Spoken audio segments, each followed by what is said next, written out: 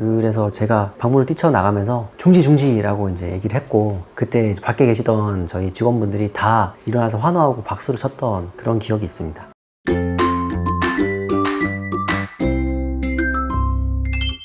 안녕하세요. 회생 변호사 박시영입니다. 최근에 코인이나 주식 채무가 회생 대상이 된다는 게 알려지면서 회생 제도가 널리 알려진 장점은 있지만 그만큼 반론도 만만치 않잖아요. 왜 본인이 투자한 금액을 나라가 채권자가 떠안느냐, 그런 얘기를 들을 때마다 제가 사실은 회생 제도는 정말 필요하신 분들이 있고 그런 분들을 살리기 위한 제도다라는 말씀을 꾸준히 드리는데, 오늘은 그런 차원에서 가장 극적이었던 사례 한 가지를 소개를 해드릴까 합니다. 이분은 수도권 계시던 부부였어요. 저희 카페에도 후기를 남겨주셨었는데, 후기 제목이 이제 회생 파산, 동산 압류, 중지 결정 받았어요입니다. 이 제목에서 알 수 있듯이 이분들이 동산 압류, 그러니까 집에 빨간 딱지 붙는 그런 상황에 처하셨던 분들입니다.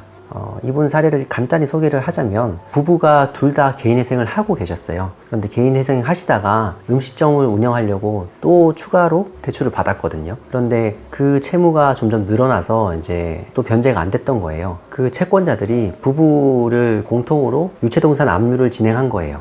보통 이제 동산 압류를 푸는 여러 가지 방법이 있지만 그중 하나가 경매 절차에서 배우자 우선 매수를 해서 해결하는 방법이 있거든요. 그런데 이거는 부부 양쪽으로 동산 압류가 들어가서 그 방법도 쓸 수가 없었고, 또 회생 절차를 한참 진행 중이고 마지막 변제가 몇 해 남지 않은 상태에서 이게 채무가 발생한 거라서, 사실 이제 채무자분 입장에서는 좀 아깝기도 했지만 저희가 결국은 이 채무는 해결이 안 되니까 새로 회생을 하자라고 제안을 드렸고, 그래서 폐지 신청서를 따로 제출해서 폐지를 받자마자 이제 동산 압류를 해결하려고 뛰어들었던 사건입니다. 안 그래도 이제 회생하느라고 힘들게 살고 계셨는데, 이분 사연을 보면 처음에 이제 회생하시다가 그 후에 이제 채무가 불어나면서 집에 이제 압류딱지가 붙었다고 했죠. 근데 이게 두 번째였던 거거든요. 그러니까 처음에는 애들이 너무 어려서 사실 잘 몰랐는데, 두 번째 들어왔을 때는 첫째가 이제 집에서 온라인 수업을 하고 있었는데, 그걸 보고는 이제 부모님한테 그런 말을 했다고 해요. 왜 우리는 이렇게 살아야 해? 이제 그 말을 들은 이제 부모님은 억장이 무너져 주셨겠죠. 이미 회생을 하고 있는 상태에서 또 채무가 쌓였고, 그런데 면책은 불과 몇 번 남지 않은 상태에서 이런 사단이 벌어졌단 말이죠. 그래서 이걸 해결할 수 없겠느냐라고 저희 카페에 질문글을 남겨주셨고, 제가 이제 이런 방법이 가능하겠다고 이제 말씀을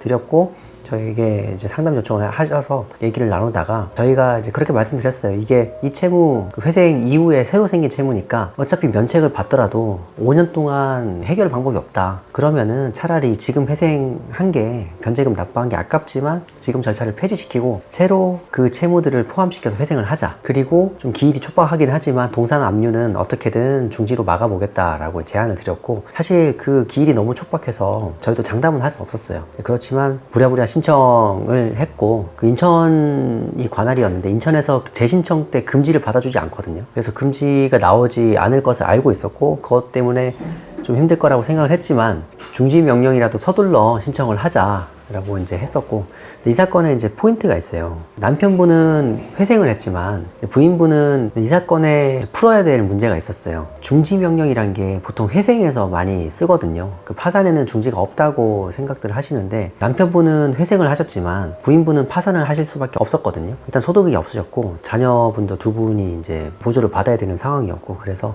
파산을 신청을 해야 됐었는데, 근데 파산에도 예외적으로 중지 신청을 할 수 있는 경우가 있어요. 면제 재산의 범위 내에서는 회생하고 똑같이 중지 명령을 신청할 수 있거든요. 다만 이 절차를 많이들 몰라요. 심지어 법원 관계자도 그때는 몰랐었던 상황이고, 그래서 저희가 연락을 취해가지고 설명을 하고 법조문이랑 이런 실무례가 있다는 걸 말씀을 드리고, 그래서 제발 이런 상황이니까 중지를 좀 빨리 내달라라고 이제 부탁을 드려서, 다행히 근데 그 법원 관계자분도 공감을 해주셨죠. 유체동산 압류 매각기일이 되기 이틀 전에 중지를 받아서 이 살림살이가 경매에 넘어가는 것을 막았던 사건입니다. 당시에 굉장히 긴박하게 돌아갔기 때문에 중지를 정말 손꼽아 기다리고 있었거든요. 근데 마침 제가 책상에 앉아서 이렇게 보다가 중지 명령을 확인을 한 거예요. 그래서 제가 방문을 뛰쳐나가면서 중지라고 이제 얘기를 했고, 그때 밖에 계시던 저희 직원분들이 다 일어나서 환호하고 박수를 쳤던 그런 기억이 있습니다. 네, 그렇게 이제 사건이 이제 일단락되고 중지를 받은 상태에서 이분은 회생 절차를 진행하셨고, 결국 이제 파산 면책을 받으시고 또 후기를 감사하게도 남겨주셨어요. 이렇게 후기를 보면 살아있는 게 신기할 정도로 지옥 생활이었다. 파산이 1년도 더 걸린다는 말씀에 암담했다. 그런데 이제 신청 과정에서 점차 안정이 되셨고 면책을 받고서는 굉장히 이제 홀가분해지셨다는 그런 내용입니다.